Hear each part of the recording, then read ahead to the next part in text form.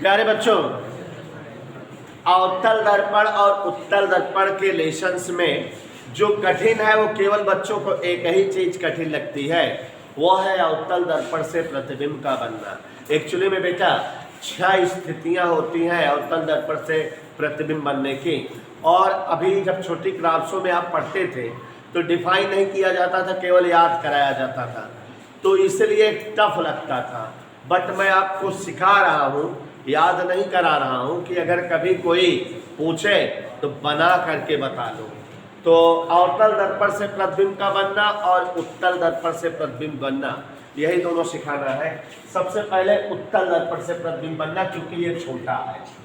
तो इधर देखिए, उत्तल दर्पण से प्रतिबिंब का बनना माने उत्तल दर्पण के द्वारा प्रतिबिंब किस प्रकार, कैसे, कहाँ, किस परिस्थिति में बनता है, यही सब बताना है। तो ध्यान दो, जैसे उत्तल दर्पण का रहेगा वैसे ही अवतल दर्पण का, लेकिन उत्तल दर्पण में वस्तु चाहे जहां रखी रहे, उत्तल दर्पण हमेशा एक ही तरह का प्रतिबिंब, किसी भी वस्तु का, कहीं भी रखी हुई वस्तु का एक ही तरह का प्रतिबिंब बनाता है।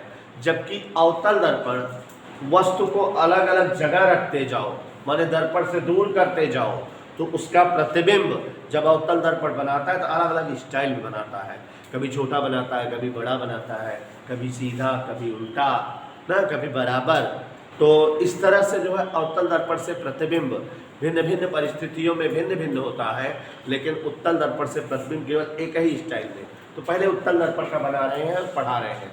अगर ये सब क्लियरली पढ़े रहो, क्योंकि हमने आपको बताया कि पूरे चैप्टर में बच्चों को केवल कठिन अवतल दर्पण से प्रतिबिंब का बनना लगता है और कुछ भी कठिन नहीं फील होता।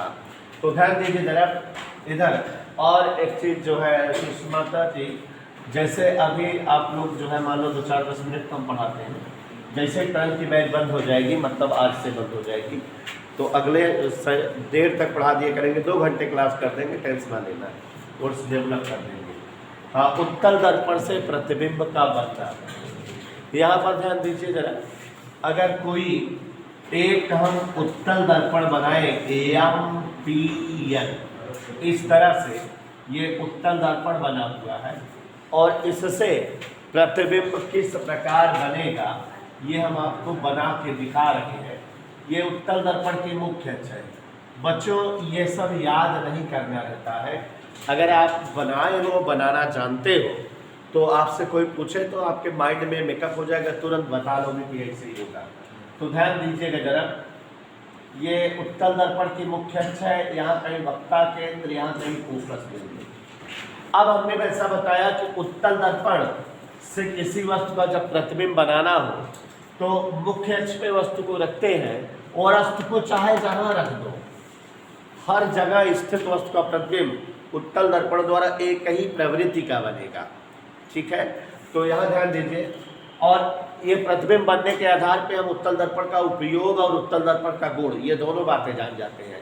माने जैसे ये प्रतिबिंब बनाता है वही इसका गुण होगा, और उस गुण के आधार पे इसका उपयोग बनेगा।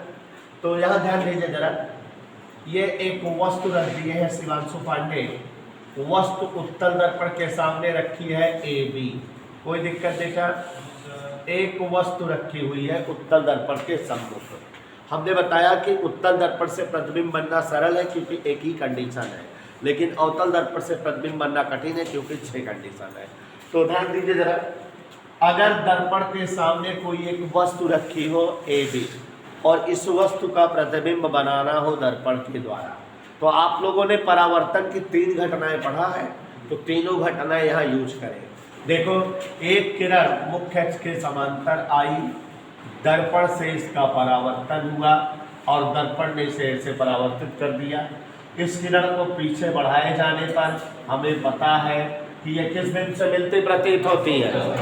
चित्र मस्त बन रहा है।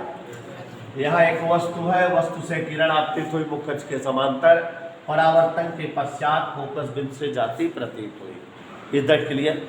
दूसरी किरण वक्ता केंद्र की ओर हम लेके आए, वक्ता केंद्र की ओर आती प्रतीत होती किरण। यह किरण कैसे लग रहा है, किधर की ओर आ रही है? वक्ता केंद्र की ओर आ रही है कि नहीं? ऐसे तो दिख रहा है।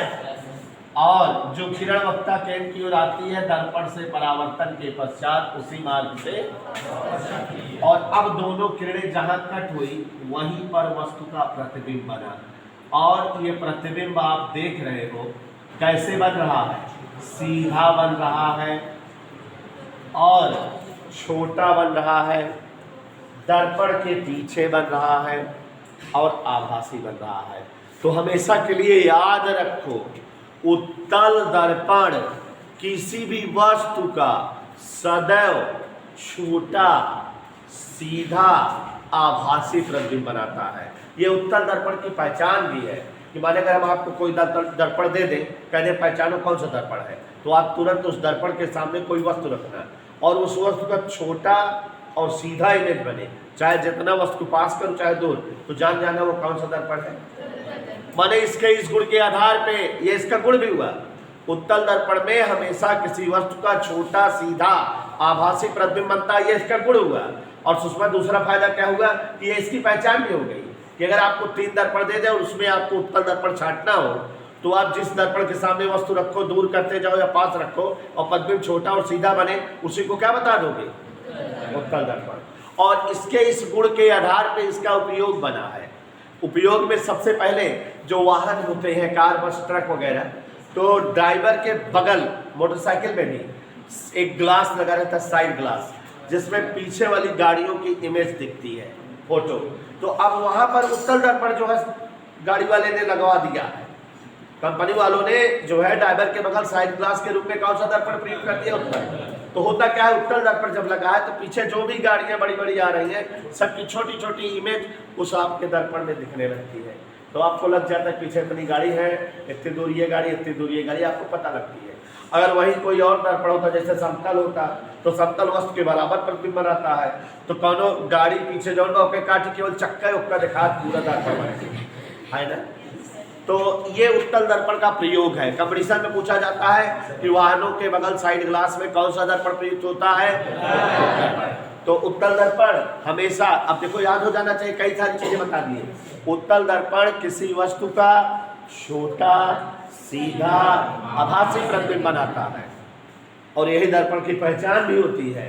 और यही इस गुण के कारण दर्पण को कहाँ प्रयोग करते हैं, साइड ग्लास के रूप में, वाहनों में ड्राइवर के बगल लगे शीशों के रूप में। तो ये हमारे उत्तल दर्पण से प्रतिबिंब का बनना हो गया। और अब हम लोग अवतल दर्पण से प्रतिबिंब का बनना पढ़ेंगे। और आप जैसा कि जान रहे हो उसमें 6 कंडीशन है, उसका लंबा प्रोसेस है और वही कठिन